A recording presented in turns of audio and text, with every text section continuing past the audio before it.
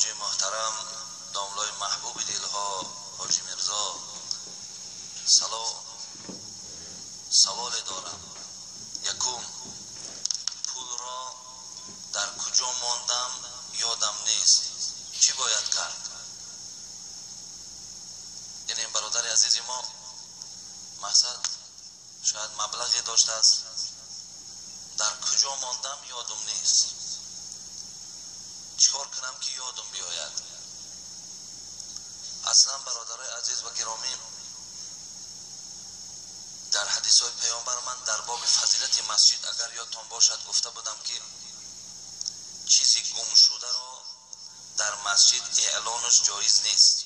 من اینجا گویم که گاوی فلانی گم شده است، گوساله فلانی گم شده است، مبلغ فلانی گم شده است، حدیث پیامبر است که مسجد برای این نیست. میگوید وقتی که اگر ما چیزی گم شده را در مسجد اعلان کنیم، ملائکه های بوده است که در برابر اعلان ما میگفتند خدایا اصلا نیابد، خدایا اصلا نیابد، به خاطر که مسجد جای ذکر است، مسجد جای عبادت است، مسجد جای گاو و مال نیست. برادر عزیز، همیشه ما کوشش کنیم که هر چیزی که از دنیایی داریم خارج مسجد اینها را انجام دهیم.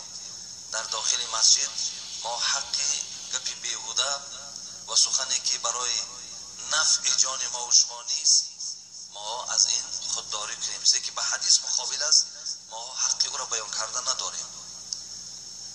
ولی در چیزی گم شده راهش همین است که شما دادر عزیز فقط دعا کنید، کرخط نکنید. پیش هر کس رفته کرخط خودش دروغه. پولاتون از ضایع نکنید. شما فقط رو به سوی خدا بیارید، زاره کنید، تولا کنید. پروردگارا همون مالی که از من بود، همون مال تو برای من دادی،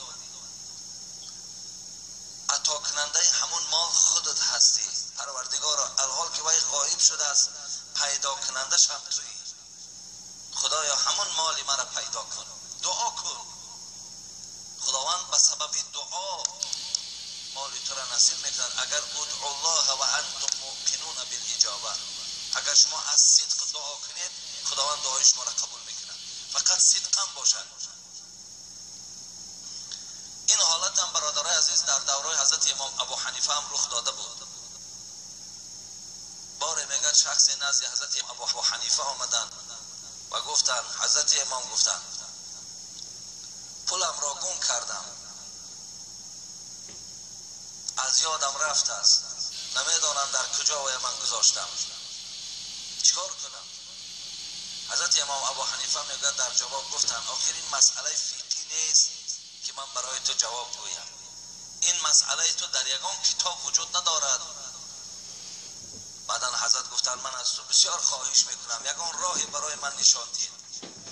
میگه حضرت امام ابو حنیفه که خداوند رحمت و مغفرت کند ایشان را، که بنده خوب خدا بودن، هم عصر پیامبر بودن، که پیامبر گرامی گفتن خیر القرون قرنی، بهترین انسان‌هایی بودن که در عصر من زندگی کردن، هم عصر من بودن.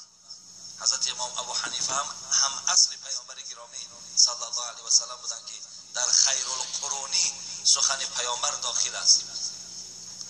بعدن گفتن که برای یافتنش گفتن من یک راه به تو نشان میدم. امشب میخیزی از بعد نماز خفتن تا نماز بامداد نماز تهجد میخوانی، خدا خواهد گفت مالت میابی.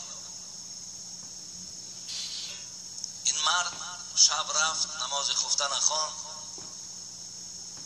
و میگه جای نماز پرتافت و به نماز تهجد میگه شروع کرد.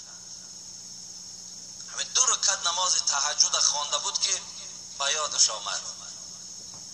آمد درو 2 رکعت نماز تمام کرد و از پای مال شد، مال یافت، خرسندی کرد و خواب کرد. سحر حضرت میگه آمد پیش حضرت امام ابو حنیفه گفت، حضرت گفت خدا پدر و مادر تا رحمت کند، مال ما یافتم، همین 2 رکعت نماز خوانده بودم که مال یافت شد. ابو حنیفه گفت مرد گفت خوب میشد که بعد مال یافتن خواب نمی کردی، بلکه تا بروز تو نماز تهجد می خواندی. و سبب یافتن مال تو هم گفت این شد که شیطان از این اراده تو که تا روز نماز می خوانی خیلی بی طاقت شد و 2 رکعت نماز را به یادت آورد که رو مال تا بگیر خواب کن. ببینید، رو گو مال تا بگیر خواب کن، گفت تا روز عبادت نکن. یعنی این شیطان بود که تو را وسواس کرد و تو رفتی در جای خوابت در آمدی.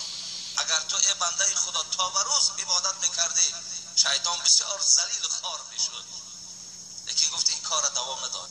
برای دادر عزیز همین توصیه امام ابو حنیفه هم چه توصیه خوب است. رو نماز تهجد آغاز کن، ولی مثل او برادر نکن. تا به روز اگر خداوند در ذهنت آورد، خوب عبادت تا دوام ده، و اگر نیاوردم ضرر نمیکنی. شب زنده‌دار این کار پیامبرها بود، شب زنده‌دار این کار اولیاء الله ها هست، شب زنده‌دار این کار بنده های خوب خدا است. برای من یگان ضرر و زیانی در شما پیدا نمی شود.